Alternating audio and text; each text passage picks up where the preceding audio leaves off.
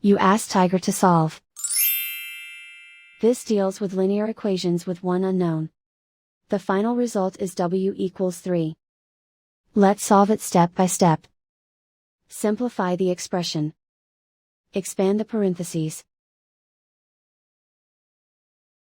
Simplify the arithmetic.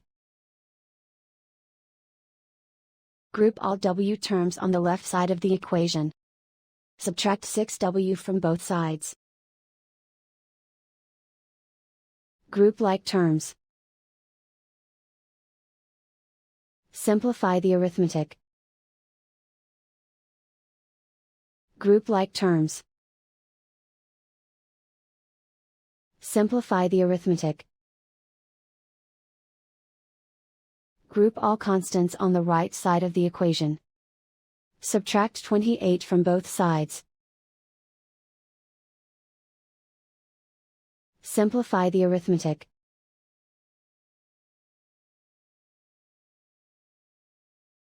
Isolate the w. Divide both sides by -10. Cancel out the negatives. Simplify the fraction. Cancel out the negatives.